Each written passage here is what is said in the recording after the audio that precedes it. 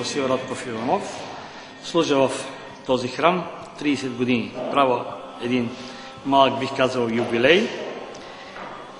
И храмът е построен 50-52 година, осветен 52 година, за 2 години е построен и до ден днешен се служи в този храм. Преди това се е служил в Старата Боянска църква, където 47 година е затварят и за това е построен този храм. Както казах, 30 години съм в него и тази икона е пренесена от Старата Боянска църква, в който чудотворната икона с великомъченик Пантелеймон. Там се казва горният етаж, вторият етаж на църквата се казва Свети великомъченик Пантелеймон, се казва, а долната е Свети Николай Мелитийски чудотворец. Оттам боянци решават да бъде вече този храм, да се казва Свети великомъченик Пантелеймон.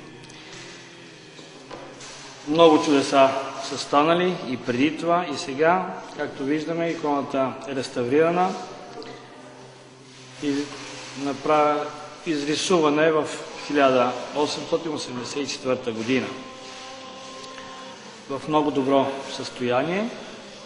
Пазиме, доколкото можем. Нека и Бог да продължава да прави, защото винаги има и вандали, които трошат. И за това трябва да учиме своите деца да пазят нашите старини.